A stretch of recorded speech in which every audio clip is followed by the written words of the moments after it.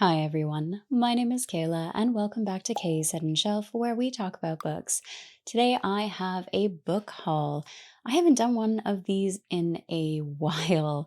I've started delegating my book hauls into YouTube shorts just because they seemed a lot more manageable, and usually when I start collecting books over the course of a couple months in order to do these hauls, I completely forget to do them. I forget what books I have gotten. This time I do have some that I've picked up kind of all over the last few weeks, and I thought I'd share with you. Now, these are going to be a mix of books that I have bought brand new, secondhand, and there's going to be a mix of some traditionally published books along with some self-published. The first one is actually one that caught my eye due to the cover, but also the story. I don't read a whole lot of supernatural books, but this one piqued my interest, and that is The Fear of Mankra by Bryan. Sure, I'm probably saying the title completely wrong, and that's fine.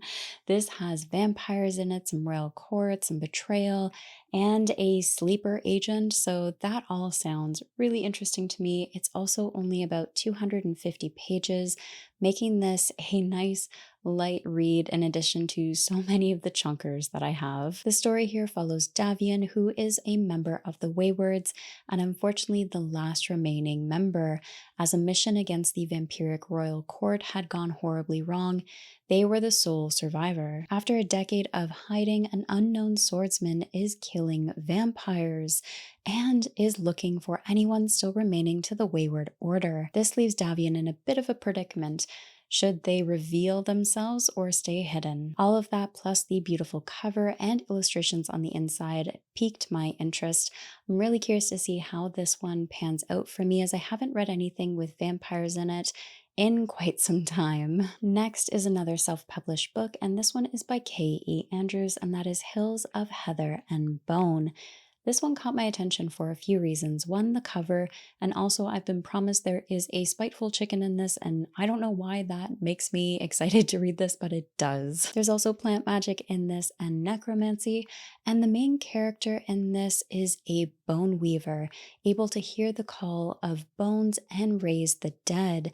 Although bone weavers are being corralled and hunted, leaving them on the run, having to leave the peaceful life they've created, going on the run, and having to choose between their blood gift of bone weaving or the family they've come to love.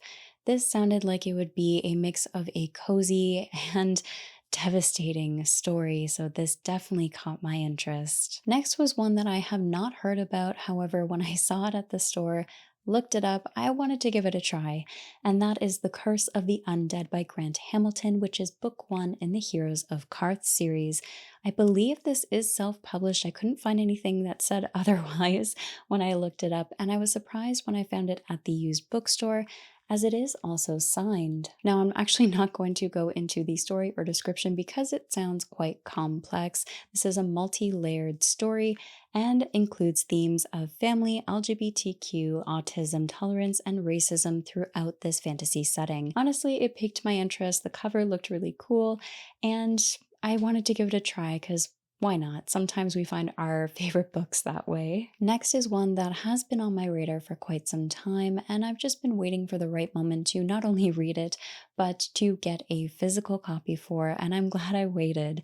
This is The Samurai, A New History of the Warrior Elite by Jonathan Clements. This is nonfiction. It focuses on history and the history of samurai in Japan. Now, I have waited to read this for quite some time because I knew I wanted to do an immersion read, but also I needed to be in the right mind frame to read it because it is more history oriented.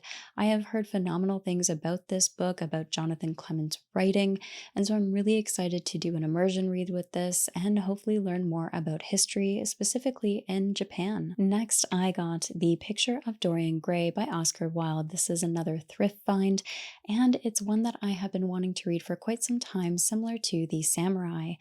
Now, I found with classics and books on history, immersion reading works really well for me to help me absorb the information that I am reading. So, this is another one that I am eager to do an immersion read with. I've heard good things about it, and this is just one of those books that will be a new author for me as well. So, I'm really curious to see what it's all about and to knock another classic off my list. Next is Midnight Tides by Stephen Erickson. This is book 5 in the Malazan series, and I didn't already have a physical copy of this one. I'm missing a couple from the ones that I have, so I went ahead and got a new copy of this just because I actually haven't been able to find it in secondhand stores. Now, I did finish House of Chains back in April, and I took about a month or so break in this series just because my own personal life had a lot of heavy emotions going on with the loss of a family member. So this is not the series you want to read when you are going through those emotions, as it is a quite heavy and dense read and emotionally will take you through the ringer with all of the topics that it has brought up so far. So I'm starting to feel more myself. I'm excited to jump into Midnight Tides and find out what chaos Stephen Erickson decides to throw me into next. After that, I got In the Lives of Puppets by TJ Klune. There are a couple reasons why I picked this up. I absolutely adored The House on the Cerulean Sea, and I know TJ Klune has written more books since then. However, this is the one that stood out to me the most since The House on the Cerulean Sea. I'm really eager to read this to see what the story is about, as found family is my favorite trope in fantasy, but also the nature of this story piqued my interest with it following robots in a kind of hidden home. Their home has been found out and they are on the run. Now, in terms of hardcovers, I do try and limit how many of those I buy, as they are often more expensive. I am happy to say this was on sale, so that helped a little bit with it, but it was also the nature of, do I love the author's writing, and is this hardcover special or different in any way, such as some self-published authors having their artwork right on the naked hardback.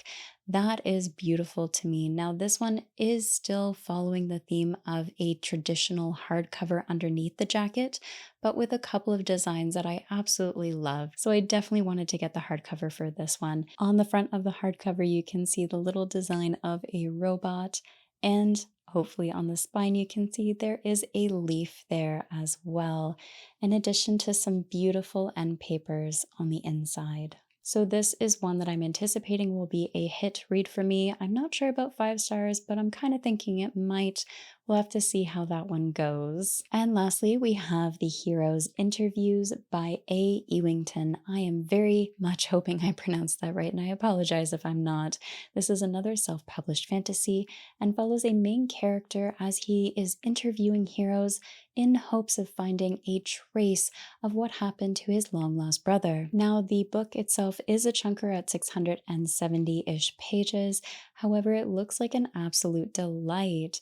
It is written not necessarily in the traditional format of a story, but more so in interviewing dialogues, as the title suggests. The author was also quite kind in signing it and sending it all this way, and I absolutely adore the message they left in here. I feel like the back also describes this perfectly, so I'm just going to go ahead and read that. Heroes. You can't swing a cat without hitting one. You can't even hatch a nefarious plan without some adventuring party invading your dungeon to thwart you. So it stands to reason they're a force for good, right? Well, yes and no. The Hero Interviews is a departure from the usual swords and sorcery yarn. It's a sometimes gritty, sometimes amusing, but completely bonkers look at the realm of heroes. Honestly, this sounds like a fantastic time with some gritty and humorous scenes, so I'm really excited to dive into this one. Thank you so much to the author for sending it my way. And those are the books that I've hauled quite recently. I would love to know, do any of these jump out to you? Are you planning to read some of them too? Have you read them already? Leave your comments down below. I'd love to hear from you. As always, thank you for watching and take care of yourselves.